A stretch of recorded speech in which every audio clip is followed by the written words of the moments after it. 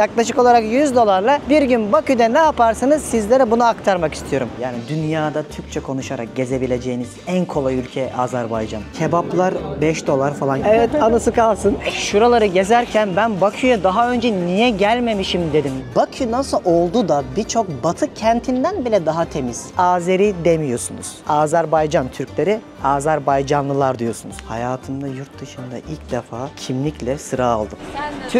Türk'üm ben. Türkiye'den. Şu taksiyle $2 merkeze geldim. İyi günler.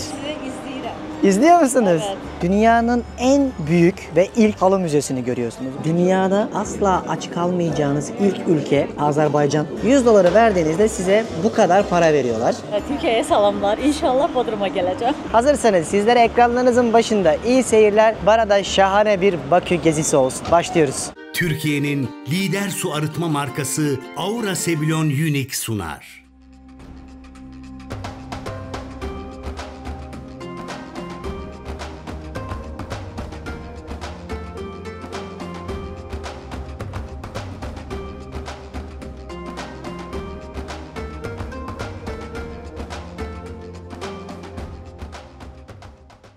İnanılmaz kavurucu bir sıcak Bakü gününden herkese günaydınlar.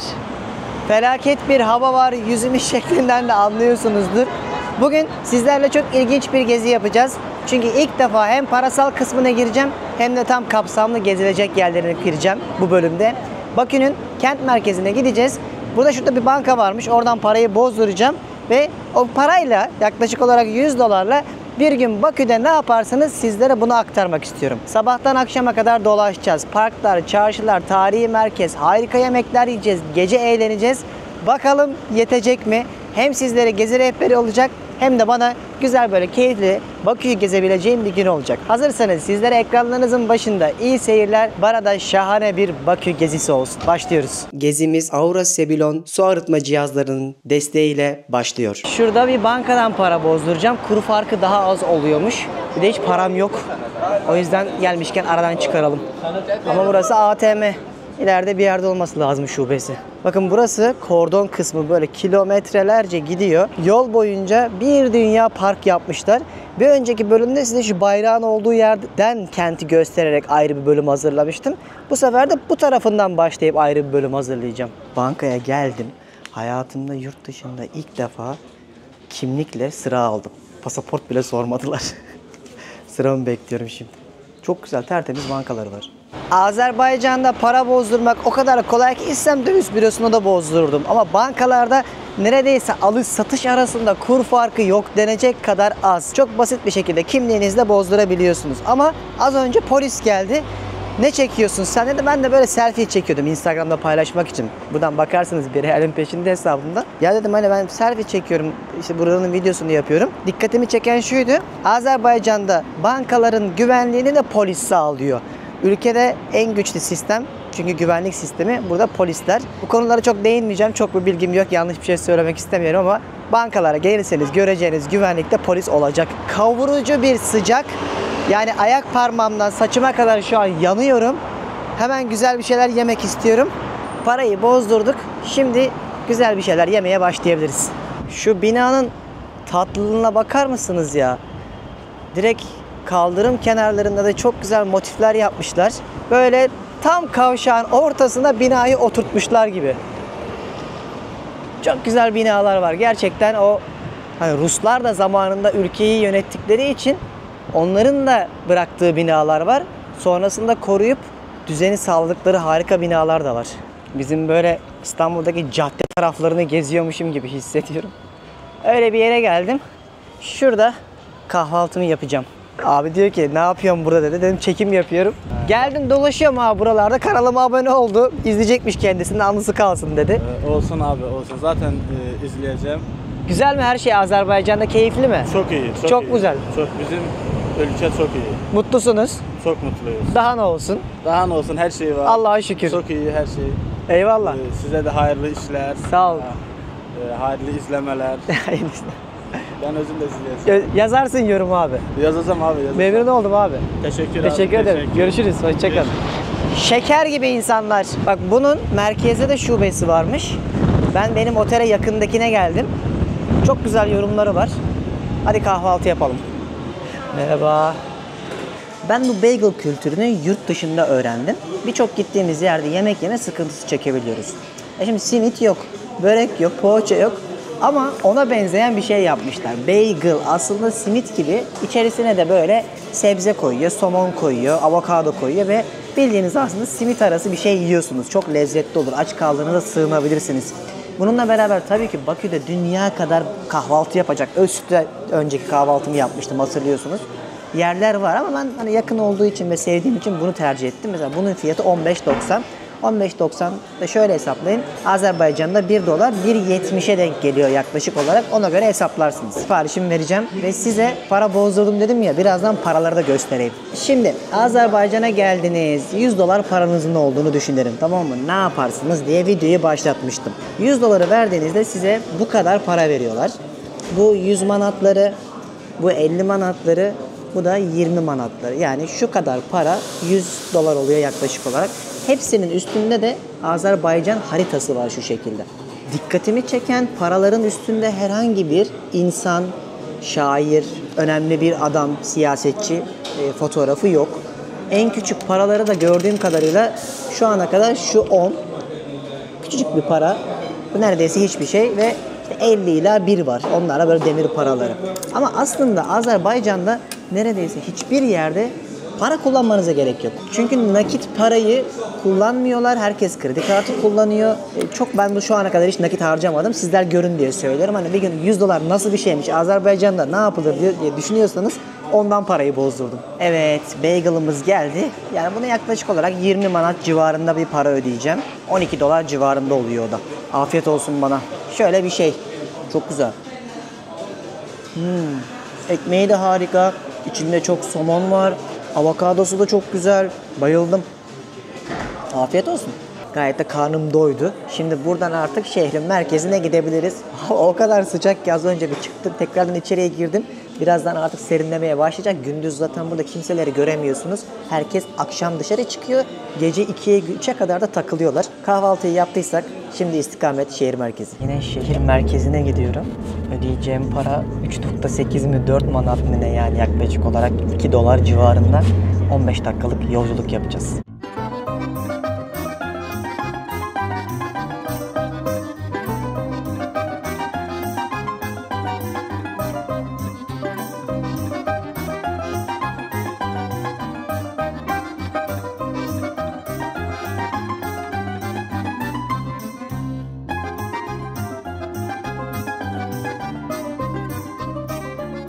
Şu taksiyle 2 dolara merkeze geldim. Önceki videolarda da anlatmıştım. Şimdi dostlar, açıklamaya nerede kaldığımı, nerelerde kalabileceğinizi, nerelere önerdiğimi tek tek bırakacağım. Oradan bakın. Çünkü artık kenti bayağı biliyorum. Bu 3. mü 4. bölüm mü ne? O yüzden bir gün Bakü'ye gelirseniz açıklamaya bıraktığım bağlantılardan, ucuzundan, pahalısından, merkezi yerine kadar hepsini de bırakacağım. Ayrıca biliyorsunuz bizim uygulamamız var. Beni de gezdirin. Şu an 10 binlerce insan kullanıyor. Onun da indirmesini yapın. Böyle bir kahve parasına falan alabiliyorsunuz. Phuket, Bali, Roma, Floransa, Paris, Prag, Budapeşte hepsini anlattık. Hani böyle gittiğimiz yerleri sizi Sezer'le beraber gezi kartı haline getirdik. Videolarla dev böyle 20-30 sayfalık gezi önerileriyle harika kaynaklar yaptık. Onlara bakın ki dünyayı siz de böyle gezin. Biz aslında bir nevi elçi gibiyiz. Sizlere rehberde oluyoruz. Umarım faydası oluyordur. Bu arada Sezer nerede diye merak edenler vardı. Sezer Japonya'ya gitmek istedi. Oraları gezmek istedi. Yoksa aramıza bir fitne fesatlık girmedi. Biz çok iyi iki arkadaşız. Genelde böyle bu işi yapanlar anlaşamazlar ama biz kardeş gibiyiz. Bir de böyle ikimiz de biraz yalnız gezmek istedik. Yani yalnız gezmeyi özleyelim dedik. Ve gerçekten ben de çok uzun zamandır yalnız geziyorum ve sıkılıyor musunuz? Hayır, hiç sıkılmıyorum. Yüz binlerce insan var, izliyorlar ama hadi onu da geçtim. Gerçekten kendiniz gezdiğinizde bazı şeylerden daha keyif alabiliyorsunuz. Aklınızda bulunsun. Ara sıra böyle kafayı dağıtayım. Böyle kendimi dinleyeyim, baş başa kalayım diyorsanız sizlere de öneririm. Beni de gezlerinden alın kartı, açıklamaya bırakacağım. O şehirlerin hepsini avucunuzun içi gibi biliyor olacaksınız. İçeri şehir dedikleri yani Eskişehir bölgesine geldik. Şimdi sizlere burayı gezerek anlatmaya başlayacağım. Çok güzel yerler, gerçekten mimari anlamda da çok iyi korumuşlar. Tertemiz, pırıl pırıl, çünkü inanılmaz cezaları var. Bu konuya da değineceğim. Başlıyoruz. Taksinin beni indirdiği yerden yürümeye başladım. Yıllarca Sovyetlerin etkisinde kalan bir ülkede yaşadığımız için şu anda göreceğiniz üzere o mimari yapıların büyük bir çoğunluğu aslında Sovyetlerden kalma mimariler. 1991'de Sovyetler dağılana kadar buralara hakimdiler ve çok ciddi bir aslında Azerbaycan topraklarındaki gaz ve petrol o dönemde kullanılıyordu finansman için. Günümüzdeki en iyi başardıkları şeylerden bir tanesi de bakın abi, bu çınar ağaçlarını kesmeden gayet şehrin içine yakıştırarak çok güzel bir harmoni yakalamışlar. Bunu çok beğendim. Böyle şimdi güzel sokaklardan, caddelerden, tertemiz yerlerden yürüyerek yolculuğumuza başlayalım. Çok sakin insanlar bu arada. Öyle gürültü patırtı yapmıyorlar. Bir kavga, kaos, bağırış, çağırış yok sohbetlerinde. Kendi hallerinde herkes birbirine saygı duyarak yaşıyor burada, biliyor musunuz? Burada Azerbaycan Türkleriyle beraber tabii ki Ruslar da var. %5 miydi 10 muydu tam hatırlamıyorum. Onlarla beraber İslamlar %90 küsürü Müslüman. Hristiyanlar da var. İsteyen kiliselerinde ibadetini yapıyor, isteyen camisine gidiyor. Zaten bu konuda dinlere ve yaşam hakkına saygı konusunda Azerbaycan halkı bundan gurur duyuyor. Biz diyor herkese saygılıyız. Çok fazla kafe gördüm bu bölgede. Merhaba. Siz de mi Azerbaycan Türküsünüz yoksa başka ülkeden mi? Kazakistan. Kazakistan mı? Almaty'den. Almaty'dan. Turist misiniz? Beğendiniz mi Bakü'yü? Sen de Türk. Türk'üm ben. Türkiye'den. Çok güzel. Nice to meet you. Ha, tanıştığıma memnun oldum. Tanıştığım yüz. Afiyet olsun. Sağ ol. Sağ ol. Sağ ol. Teşekkürler. Teşekkürler. Bye bye. Bay bay. Onlar da mesela Kazaktı. Ben Kazakistan'a da gittim. Ulan her yere gittim ha. Düşünüyorum da bir. Çok az kaldı. Kazakistan da çok güzel bir ülkedir. Orada da Türkçe konuşuyorsunuz. Merhaba. Nasılsınız? İyiyim siz? İyiyim, çok sağ olun. İyi günler. Sizi izleyirəm. İzliyor musunuz? Evet. Ha, abone misiniz yoksa? Evet. Aa, teşekkür. Ve Azerbaycan'da çok seviyorlar YouTube'u. Onu fark ettim. Aha, Değil mi? Gezmeyi seviyor musunuz siz? seviyorum. Değil mi? Çok onu fark ettim. Mutlu oldum da. Sağ olun. Çok nerelere gidiyorsunuz ülke olarak? Türkiye'ye mi, Avrupa'ya mı? Türkiye'de gedirəm, Avropa'da gedirəm.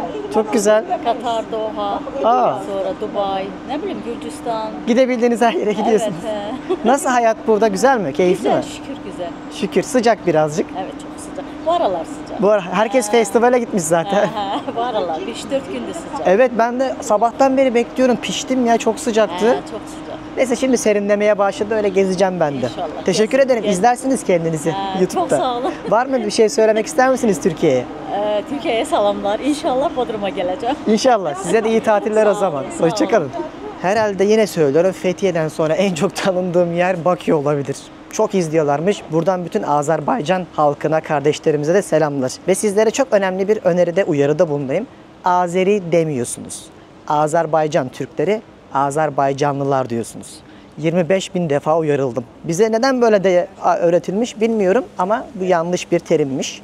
Lütfen Azerbaycan'dan beni izleyen arkadaşlarımız da varsa doğrusunu yazsın. Bana böyle söylendi, burada böyle öğretildi. Birkaç defa laf yedim çünkü uyarı anlamında. O yüzden sizler buraya gelirseniz buna lütfen dikkat edin. Bakın şimdi haritayı görüyor musunuz? Burası böyle bir aslında Hazar Denizi'nin kıyısında bir kent. Güneyindeyiz ülkenin. Ve şu an tam merkezindeyim ben. Oraları geziyorum. Bulunduğumuz yer İçeri Şehir diye geçiyor. Burası aslında 7. yüzyıldan beri ayakta kalan bir bölge. Ama şimdi tarihi bir kente geldiğinizde, hani bizim Sultanahmet, İstanbul'u gezdiğinizde ben size 100 tane yer gösteririm. Burada belli başlı 2-3 nokta var. Oraları göstereceğim. Ama asıl bunların bir Nizami Caddesi var. Bütün hayatın döndüğü ve şehrin kalbi olan, oraları gezmeyi seviyorlar. Bununla birlikte merkeze geldiğimizde de biraz sizlere tarihten bahsetmek istiyorum. Buralar hep trafiğe kapalı yerler ve şehrin her 100 metresine bir park kurmuşlar. Burası da işte bu içeri şehir bölgesindeki Fountain Square dedikleri meydan. Bir nevi buluşma alanları ve o suyun yanına gelince şöyle bir serinledim. Helal olsun ya, şu park olayında oldukça başarılılar. Mesela biz bunu hiç beceremedik. İstanbul. Park var mı İstanbul'da, siz söyleyin. Sovyetlerin hüküm sürdüğü bütün ülkelerde kentleşmeleri planlarken en öncelik verdikleri şeyler bu parklar olmuş. Bunu Kazakistan'da, Kırgızistan'da da görüp anlatmıştım. Ukrayna'ya gidiyorsun, keza yemyeşil bir ülkeydi. Gürcistan'da da öyle. Yani nereye gitsen hep bu park ve meydanları çok iyi korumuşlar. Kalkıp da oraya mesela AVM örnek vereyim dikmemişler. Siteler dikmemişler. Park hep park kalmış. Burada da onu sıkça görebiliyorsunuz. Şimdi burası içeri şehrin dış kısmı. Şurada surlar var. Antik kentin aslında surları orası. Oradan içeriye girdikten sonra asıl tarihi kent başlıyor. Ben size buraları da gösteriyorum ki hani geldiğinizde en çok zaman geçireceğiniz yer bilmem kaç kilometrelik alan olacak. O yüzden diyorum. Ya bak size yemin ederim şuraları gezerken ben Bakü'ye daha önce niye gelmemişim dedim. Yemin ederim ya. Şu binaların güzelliğine, şu kafelerin şıklığına, şu meydanların temizliğine, mağazalara, restoranlara bakar mısınız? Ya birçok Batı ülkesinden, Batı şehrinden hem daha temiz hem mimari olarak daha güzel. Bayıldım. Şöyle bir kıyıya doğru yürüyorum. Burası da bir trafiğe kapalı caddeleri ama şu ağaç olayıyla şahane olmuş. Burası da ünlü caddelerinden biri. Sağlı sollu bakın bir dünya restoran görüyorsunuz. Hangi mutfağı ararsanız var burada. Çok iyi ya. Çok beğendim gerçekten arkadaşlar. Yani kolay kolay böyle 20 kere videomda övmem bir yere ya beklentilerim düşüktü ya da gerçekten hak ettiği değerin biz farkında değilmişiz. Çok modern, çok temiz, çok keyifli bir yer olduğu için gönül rahatlığıyla gelin çocuklarınız da en azından şu temizliği görsünler. Onlara ilham olsun. Keyif alarak gezersiniz Bakü'yü. Bakın burası da Aziz Aliyev Caddesi diye böyle trafiğe kapalı bir cadde. Özellikle etkinlikler falan burada olurmuş. Partiler. Geçenlerde Nermin de anlatmıştı ilk bölümde hatırlarsanız. Sıralı olarak bütün Bakü ve Azerbaycan videolarımın playlistini açıklamaya bırakayım. Oradan izleyin ki nasıl gelinir, nasıl plan yaparsınız görürsünüz. Şimdi buradan böyle yürümeye başladığımda şu dikkatimi çekti. Baklavacı var. Bir gelip bakalım neyin baklavasıymış? Azeri baklavası mı, Türk mü? Merhaba.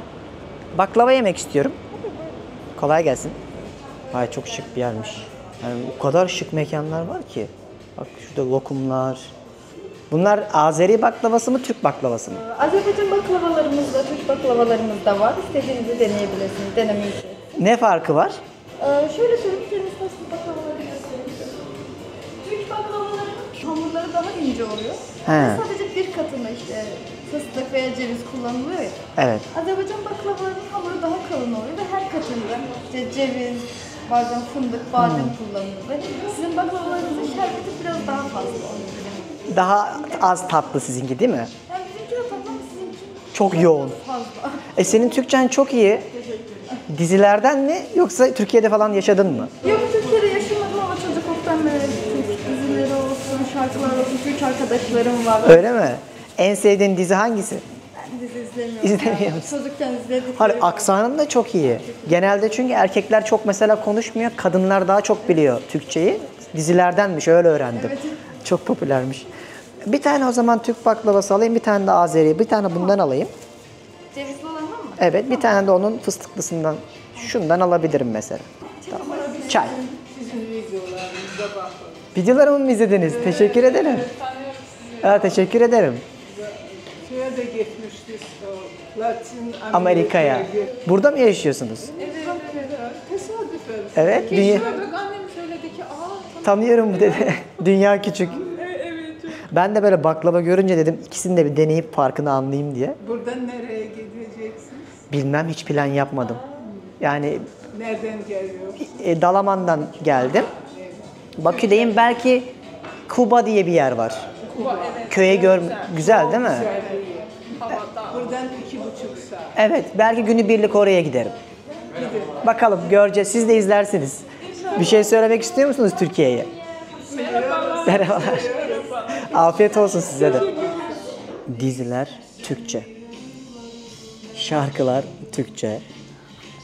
Baklavalar Türkçe. Her şey Türkçe. Yani dünyada Türkçe konuşarak gezebileceğiniz en kolay ülke Azerbaycan. Böyle ülkelere geldiğinizde ön yargılı olmak yerine ikisinden de söyleyip kıyaslama yapmak çok daha basittir. O yüzden bir tane bizden, bir tane onlardan baklava söyledim. Kızın anlattığı gibi şu Azeri baklavası, bu da bizim baklava. Biri fıstıklı, biri cevizli. O yüzden sadece lezzet farkı olabilir ama ben katmanlarını merak ediyorum. Bir de yanına çay söyledim şöyle. Bizim çayın aynısı ama onlar Eğer isterseniz bunu şeker kıtlatarak ağzınıza koyarak ya da içine nane koyarak da içiyorlar. Önce Azerbaycan baklavasını deneyelim. Sonuçta onların ülkesindeyiz. Şöyle kestik bakalım. Çok güzel. Tam kıtır kıtır değil ama bence şeker oranı ideal. Bizimkine bakalım. Bizim bildiğin Antep fıstıklı baklava. Bak. Aradaki farkı şimdi anladım. Bizimki kesinlikle daha yoğun şekerli. Onlarınki orta şekerli. En net farkı bu. Afiyet olsun. Oh, mis gibi tatlıyı da yedim. Buna 13 manat verdim. Yani yaklaşık olarak işte 7-8 dolar gibi bir para. İkisi de çok lezzetliydi.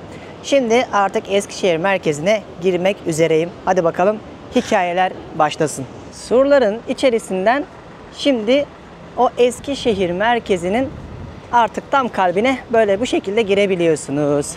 Buradan itibaren göreceğimiz her şey tarihi olacak arkadaşlar.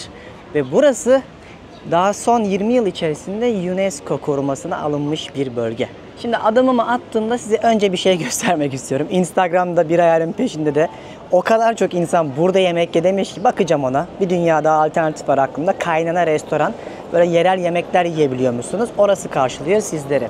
Burası birazcık yürüyüş mesafesinde olduğu için sizi böyle buggy'lerle de taşıyabiliyorlar. Böyle 2000 yılından itibaren UNESCO koruması altında olduğu için cumbalı evlerin olduğu, böyle yatay mimarinin hakim olduğu bir yer burası. Çok güzel dükkanlar, çok güzel oteller, restoranlar varmış burada.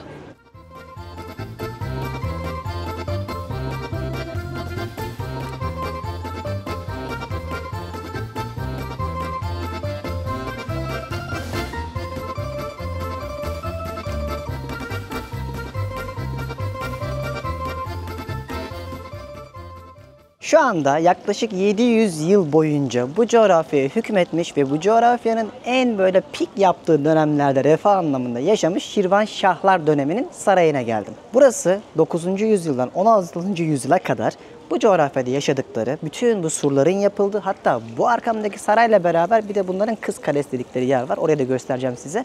En ünlü yerleri. Buraya girişte 15 manat veriyorsunuz yaklaşık olarak ve isterseniz üçlü kombine bilet de alabiliyorsunuz ama birçok YouTuber ve blogger arkadaşımın dışarısının içerisinden daha güzel olduğunu söylese de ben bir hakkımı buna kullanmak istiyorum. En azından gelmişken görelim. Hadi gelin.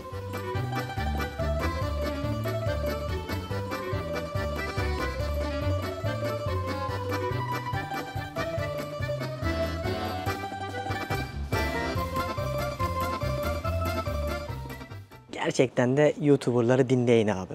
Dedikleri kadar varmış. İçeriye girmeye pek de gerek yok. İçeride işte o dönemlerde kullanılan kıyafetler, enstrümanlar, eşyaların sergilendiği odaları görebiliyorsunuz. Devasa bir kompleks beklemeyin. O yüzden bence dışarıdan görüntüsü daha güzeldi. Fark ettiyseniz sizi çok fazla tarihe boğmadım.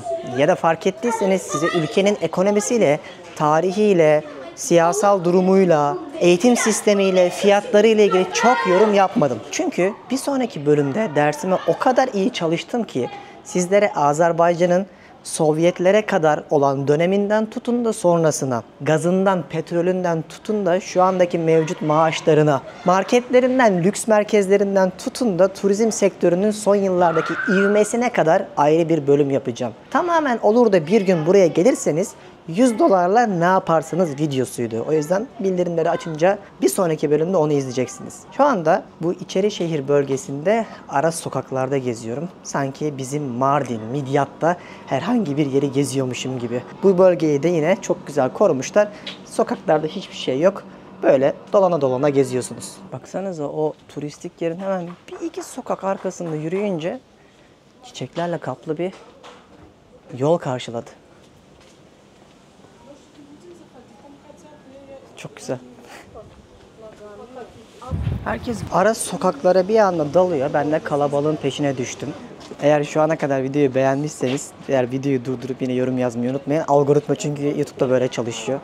Bu sayede hem video önerilir hem de haberdar olursunuz.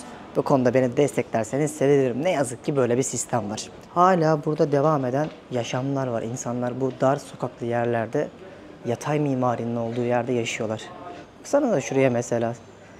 Yani bambaşka bir diyara geldiğinizi hissettiğiniz bir cadde görüyorsunuz. Ara sokak görüyorsunuz. Şimdi Kız Kalesi dedikleri yere doğru yürüyorum ve size çok önemli bir şey söyleyeyim. Az önce bilet aldım ya, burada kombine bilet de satıyorlar 20 manata ve 3 önemli yere gezebiliyorsunuz. Hem o sarayı hem bu kaleyi, bir de yer altında bir yer var, orayı. Ama gerçekten hani genelde gezmeyin, dışarıdan dolaşmak, görmek daha güzel demişler. Ben hakkımı bir tanesinden yana kullandım. Olur da hepsini görmek isterseniz böyle bir kombine bilet alabilirsiniz arkadaşlar. Buralarda yine çok sakin, gayet Arnavut kaldırımı, tas sokaklardan yürüyerek keyif alarak dolaşabiliyorsunuz.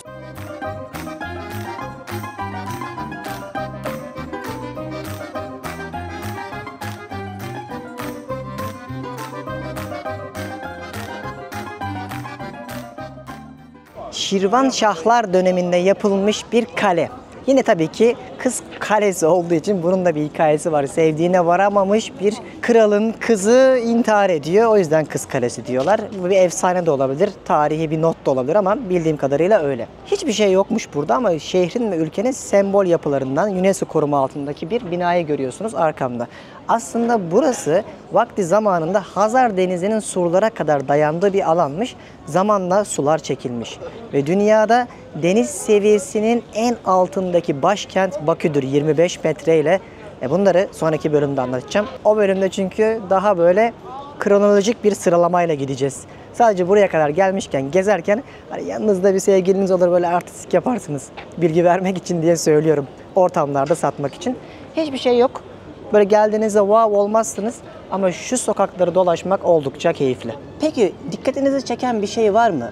Bakü nasıl oldu da birçok batı kentinden bile daha temiz? Mesela şu elimdeki fişi yanlışlıkla ya da bilerek yere atarsam ne olur biliyor musunuz? Yaklaşık olarak 300 manat yani 200 dolar civarında ceza öderim. Her yerde kamera var. Eğer bunu ikinci kez yaparsam 700 manat, nereden baksanız 500 dolar ceza öderim. Bir daha yaparsam da mahkum, yani hapse gönderiyorlar. Hatta bunun başka alternatifleri de varmış. Sosyal sorumluluk, işte temizlik vesaire görevleri de veriliyormuş. Öyle ki eğer elimde bir çöpü, büyük bir çöpü dışarıya atarsam 7000 manata kadar, yani 4000 küsür dolar cezası var. Darısı başımıza. İşte bu yüzden bu kent bu kadar temiz. Bu yüzden turistler geldiğinde ilk önce temizliğine hayran oluyorlar. Ve inanın bana, ben Türkiye'de birçok yere gittiğimde artık fotoğraf çekecek yer bulamıyorum. Her yer sigara izmariti, her yer çöp. Eğer beni devlet kurumumuzdan şu an izleyen birisi varsa, sokağa çöp atmaya dair bir ceza getirirseniz ilk söz veriyorum ben paylaşacağım. Azerbaycan'da öğrendiğim en güzel şey bu oldu. Darısı başımıza. Her gittiğim ülkede böyle akşam saatlerinde bir rooftop, yani çatı katı bar bulurum. Oradan böyle bir şehri izlerim, bir şeyler içerim. Şimdi de burada bir yer buldum. Size onu göstermek istiyorum. Böyle bir çok lüks 5 yıldızlı otelin çatı katındaymış. Şu an 3. katındayım. Şimdi en üst katına çıkacağım.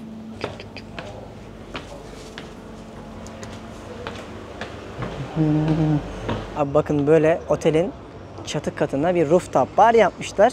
Artık tam anlamıyla Bakü'nün kordonunu görüyorsunuz tabiri caizse ve tamamen yeşillik, görüyor musunuz boylu boyunca. Bir önceki bölümde size şu alışveriş merkezini, şuradaki şehitliği, tepedeki alev kulelerini göstermiştim. Şimdi de tam artık kentin merkezini gösteriyorum. Çok güzel, çok temiz, çok pırıl pırıl bir yer. Biraz burada dinleneceğim, sonra şu tarafları gezeriz. Bakın mesela kentin merkezinde 5 yıldızlı bir otelin çatı katındayım. En ünlü yerlerinden bir tanesinde. Mesela bir tane kokteyli 12 manata içebiliyorsunuz. Ya da işte bir makarnayı 12 manata yiyebiliyorsunuz. Gayet Türkiye'ye kıyasladığınızda uygun fiyatları var. Bu ülkenin bence hala. Şimdi kaç saattir size şehri ve ülkeyi anlatırken yorulmuştum. Bu kahve de iyi geldi. Genelde işte 10 manat, 12 manata böyle bir yerde bir şey içebiliyorsun. Şimdi kahveyi içtikten sonra şu parkı ben de gezmedim. Orası da çok güzel diyorlar. Orayı birlikte gezeceğiz. Bu gördüğünüz bütün oturma alanları Formula 1 için yapılıyor. Eylül ayında mesela burada Formula 1 düzenlenecek Bakü ayağında ve bu caddelerden yarışlar yapılacak. En büyük pazarladıkları turizm açısından katma değer yaratan detaylardan biri Eurovision'du. Biri de Formula 1'miş. Ona da şahit olmak isterdim. Aklınızda bulunsun. Olur da bir gün Bakü'ye gelirseniz Formula 1'in bir ayağı da burada düzenleniyor. Çok güzel bir parka götüreceğim şimdi sizi. Böyle alt geçitten gidiyoruz.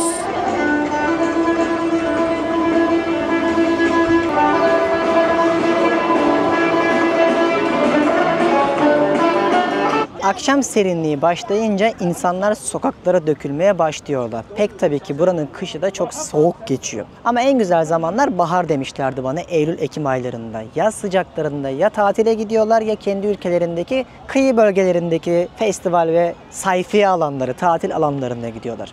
Şimdi şehrin içinde de gündüz kimseyi göremiyorsunuz. Akşam olduğunda da işte herkes sokaklara dökülüyor. Bu bulunduğum parkın hemen şurası Halı Müzesi. Yanında Little Venice adında yapay bir küçük Venedik yapmışlar. Onu görmeye geldim. Ama size başka bir şey göstermek istiyorum. Bak şöyle bir tane şimdi büfeden koladır, sudur bir şey alacağım. Bir tane kola sadece 1 manat. Bakın arkadaşlar sadece. Merhaba. Bir tane su alabilir miyim? Gazsız su. Gazsız su. Tamam. Ama sıcak, çok soğuk değil. Olsun, ılık da olur, önemli değil. Yani sıcak dediğim öyle kaynar değil. Hadi tamam. Ne kadar? 1 manat. Kola da mı 1 manat? Evet, küçük kola. Çok ucuz ya. Uygun yani. Öyle olsun. Öyle. Kartla ödeyebiliyor muyum? Ödeyebiliriz. Aha, vereyim. 2012 yılında hayata geçirilen Little Venedik yani Küçük Venedik'e geldim şu anda. Buranın çok ilginç bir hikayesi var. 1950'lerde belediye başkanı İstanbul'dan esinlenerek ve sonra da Venedik'e giderek diyor ki ben bunun aynısını Bakü'ye yaparım diyor. Ama çok renkli bir şey olmuyor. Sonra 2012'de yeniden restore ediyorlar ve günümüzdeki Bakü'nün en ünlü duraklarından bir tanesi oluyor bu Little Venedik dedikleri yerler. İnsanlar böyle bakın yapay bir aslında havuzun içerisinde, etrafta da restoranlar var. Böyle gondollara biniyorlar ki bunlar motorlu. Bu şekilde romantizm yaşıyorlar.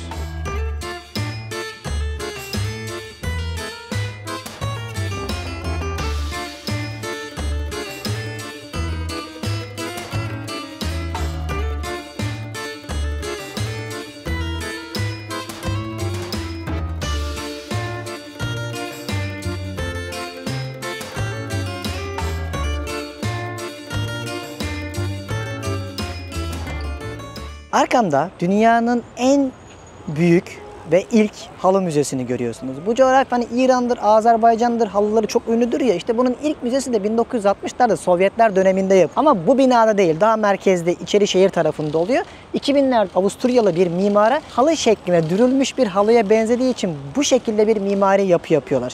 İçinde binlerce halı var. Öyle ki 17. yüzyıldan kalma en eski halılardan bir tanesinin sergisi yapılıyor. Buraya girmeyeceğim. Benim çok bir merakım yok ama gelirseniz girebilirsiniz. Burada çok önemli duraklardan, müzelerden bir tanesi olarak biliniyor. Gelmişken görebilirsiniz. Bakü'deki en ünlü müzelerden bir tanesi ve birçok yerde göremeyeceğiniz yerlerden bir tanesi de bu işte Halı Müzesi. Gece oldu, kordon boyunca ben de yürümeye başladım. Size göstermiştim ya, müzenin oradan böyle kıyı kıyı yürüyorsunuz ve gece olduğunda o 3 tane gökdelen var ya, meşhur alev kuleleri. Bakın böyle aydınlatılıyor. Bir yanda böyle Azerbaycan bayrağı ve bir yanda ateşi simgeleyen görsellerle süslüyorlar. Şöyle kilometrelerce kıyı boyunca buradan yürüyebiliyorsunuz. Şurada yarım ay şeklinde bir gökdelen var ya, onun altında da çok ünlü lüks bir AVM var. Onu size sonraki bölümlerde anlatacağım, o tarafları. Çünkü orası da ayrı bir dünya. Şimdi diyeceksiniz ki neden böyle alevler var? Yani bayraktan sonra. Çünkü burası Alevler ülkesi ve Zerdüştlük dininin, İslamiyet'ten önceki bir inanç bu. Hala dini mabetlerin olduğu yerlerden bir tanesi de Azerbaycan. Diğeri İran. Bunu göstermiştim İran'da size. Bir diğeri de Hindistan. İşte bu ateşler, alevler ülkesini sembolize etmek için de böyle bu ünlü kulelerin üstünde bir ışıklandırma yapıyorlar. Burayı çok beğendim. Akşam bambaşka bir diyar oldu. Eğer bir gün Bakü'ye gelirseniz bu kordon boyunca yürümenizi tavsiye ederim. Çok acıktım. Artık yemek saati geldi. Harika bir restorana gidiyoruz. Bakar mısınız? Herkes gece dışarıya çıkıyor demiştim. Bütün mekanlar dolmaya başladı. İnsanlar serinlik başlayınca kendilerini bu trafiğe kapalı caddelere atıyorlar. Ben de şimdi şöyle dolanarak gideceğim, bir yerde yemek yiyeceğim. Akşamı da çok güzel. Bütün binalar baksanıza ışıl ışıl oldu. Burada da bizdeki gibi yine sokakta kestane, mısır satıyorlar akşam olduğunda. Tırtıklaya yiyebiliyorsunuz. Şimdi 3-4 tane restoran var listemde. Onlardan bir tanesini seçmek zorundayım. Hepsine gidemem sonuçta. Sonraki bölümlerde aktarırım gerekirse. Birine bir fazla daha şans verdim. Instagram'da da birçok kişi orayı önermiş. Bir yerin peşinde de şu an storyler paylaştım. Takip edersiniz. Bakalım dedikleri kadar var mı? Bayağı acıktım. Hadi gidelim.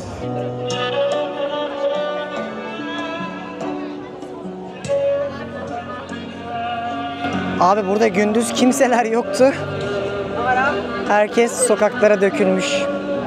Şurada bir yerde Firuze adında restoran var. Çok güzel Azerbaycan yemekleri yiyebiliyormuşsunuz. İnşallah yer bulurum. Çünkü bugün günlerden cuma, biraz zor olabilir. Çoğu yer dolu oluyormuş. 1986'dan beri aktif olan bir restoran burası.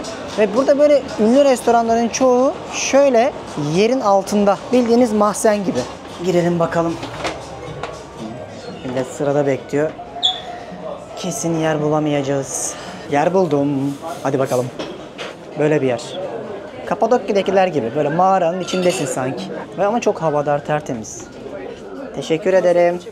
Abi Azerbaycan'da YouTuber'ım dediğinde kapılar açılıyor. Burada sosyal medyaya çok önem veriyorlar. Çünkü ülkenin artık yeni beklentisi turizm. Körfez ülkeleri nasıl ki artık petrole ve gaza bayağı doydu. Kuveyt, Katar ve Dubai gibi ülkeler. Hatta Suudi Arabistan tamamen turizm odaklanıyor ya.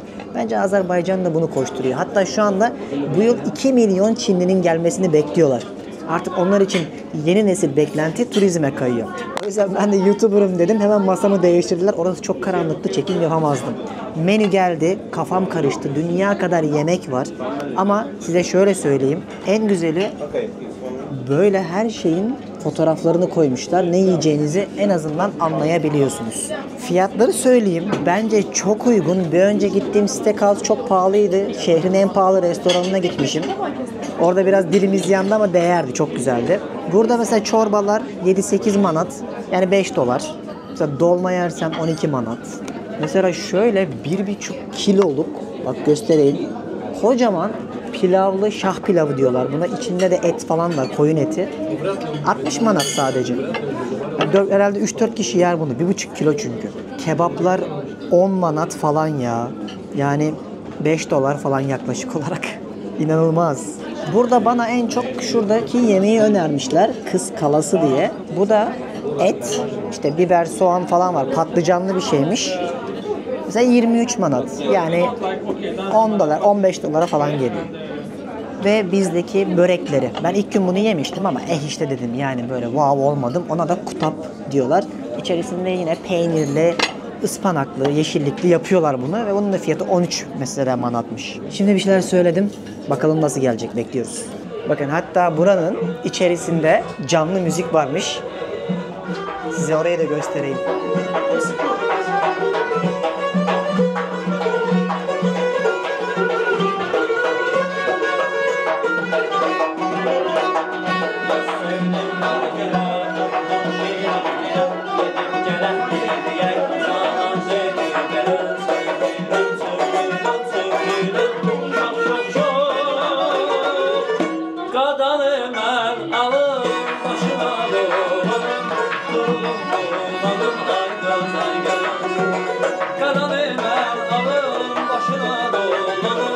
Abi şimdi dolma geldi. En çok bunu önermişler. Şöyle bir şekilde getiriyorlar. Bizdeki gibi ince ince değil de böyle daha karemsi sarıyorlar ve yanında da böyle bir yoğurt getiriyorlar. Bunun içinde kuzu eti varmış. Bize daha çok dana oluyor ya. Öyle dedi abi. O yüzden size biraz farklı gelebilir dedi. Tadalım. Şu yoğurdunu da koyacağım birazcık. Bakalım nasıl. Çok iyi. Çok iyi. Bayıldım. Sıradaki gelsin. Ben buna bayıldım ya. Çok güzel var ya. Yani dünyada asla aç kalmayacağınız ilk ülke Türkiye, Türk vatandaşları için Azerbaycan. Asla ikinci bir tartışmayı dahi yapmam. Nasıl bu kadar iyi yapmışlar ya gerçekten. Şu an tabağı böyle komple yiyesim var. O derece beğendim. Şöyle bir tane karpuz suyu söyledim. Aslında nar suyu söylemiştim ama ellerinde yokmuş. Çok güzel. Bence harika bir yaz içeceği dünyanın her yerinde. Bu söylediğimde Maiden Tower yani Kız Kalesi dedikleri bir yemek. Şeklini de Kız Kalesi'ne benzetmeye çalışmışlar. Bir tarafı küçük, bir tarafı büyük. İçinde et falan var. Bir de burada birçok yemeğe sos katıyorlar. Bizimki gibi sade olmuyor. Aklınızda bulunsun. Sanki böyle tandıra benzeyen bir et var. Etrafını da böyle bir şeyle kaplamış. Şöyle etine bakıyorum. Güzel. Soslu bir yemek. Patlıcanlı. Daha önce yemediğim bir tat. Patlıcan çok güzel. Güzel. Afiyet olsun. Tıka basa doydum. Hatta ikinci gelen yemeği bitiremedim bile. 50 manat verdi. Porsiyonlar çok büyük. Ben o dolmayla bile doydum. O yüzden eğer bir gün buraya gelirseniz o yemekleri 2 kişi rahat yersiniz. Aklınızda bulunsun ve böyle yerin altında olduğu iyi restoranlar. Daha bir dünya alternatif vardı. Ama ben bildiklerimi yine açıklamaya bırakacağım. Oradan bakarsınız. Ya da önceki veya sonraki bölümlerimi izlerseniz diğer alternatif restoranları da görürsünüz. Şimdi biraz bugün cuma akşamı olduğu için sokakları merak ediyorum. Bakalım Bakü'de bir cuma akşamı insanlar ne yapıyor? Hadi gelin görelim. Bak şurada ablalar direkt gözünüzün önünde bizdeki gibi yufka börek açıyorlar. Arkada lokumlar var. Her şey aynı. Sadece iki ülkenin isimleri farklı. Şu ana kadarki gözlemim de zaten hep bu oldu. Şurada bir gece hayatı bölgesi var. Oraya doğru bir gideyim bakalım ne varmış. Herkes şu an Justin Timberlake'in konseri için festivallerde orada burada ama ben yine de gelmişken bir görmek istiyorum. Ya sokak sanatçılarının müzikleri bile hep bizim müzikler. Birebir aynısı yani. Bütün mekanlarda, radyolarda bizim şarkılar çalıyor. Bunu sokakta da yaşıyorsun. Ha bak gece çok güzel bu aydınlatmayı da başarmışlar. Görüyor musun? Işıl ışıl. Böyle burada dolaşmak bile keyifli. Nizami Caddesi onların İstiklal Caddesi demiştim önceki bölümde. Ama hiç gece göstermemiştim. Akşam da bakın böyle aydınlatmışlar. Kilometrelerce gidiyor bu cadde. İnsanların neden akşam dışarıya çıktığını daha iyi anlıyorum. Gündüz kavurucu sıcak vardı. Şu an püfür püfür esiyor. Şurada dolaşmak bile çok keyifli.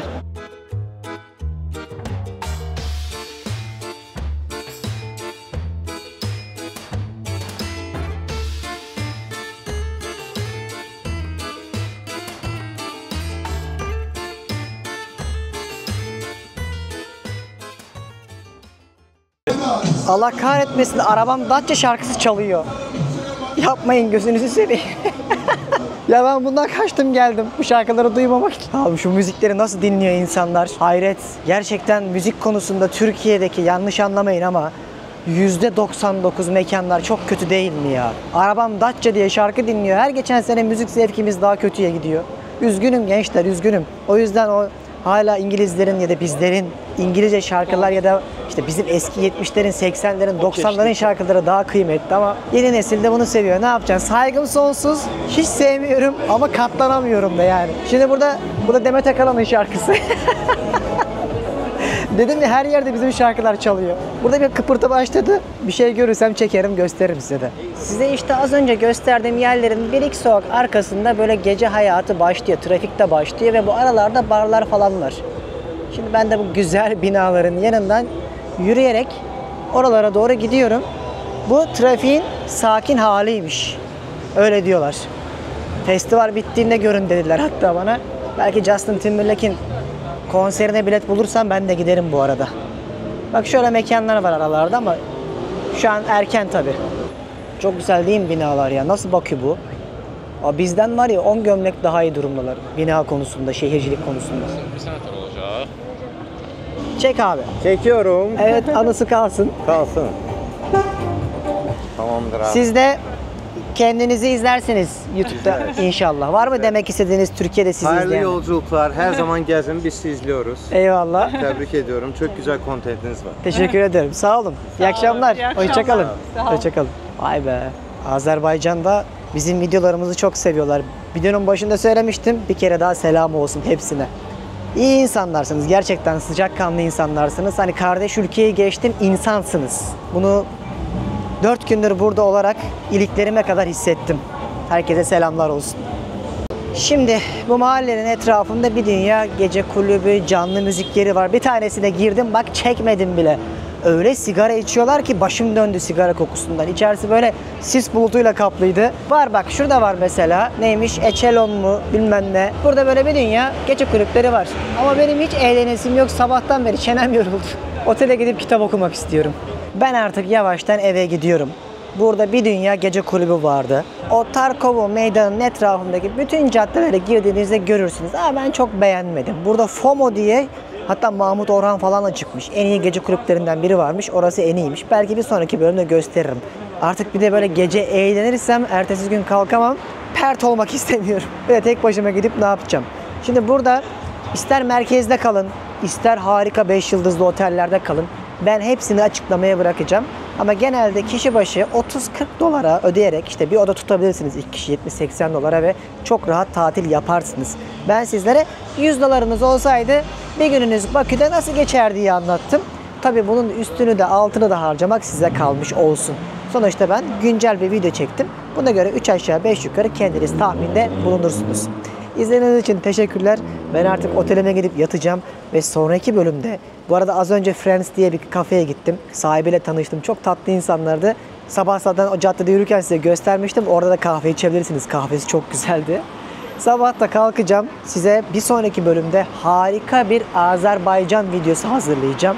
Özellikle bu ülkenin tarihine, ekonomisine, güncel durumuna dair çok güzel bilgiler öğreneceksiniz. Hem de yerinde Bakü'den. Şimdilik benden bu kadar. İzlediğiniz için teşekkürler. Sonraki bölümde Azerbaycan'da kaldığımız yerden devam ederiz. Bay bay. Türkiye'nin lider su arıtma markası Aura Sebilon Unique sundu.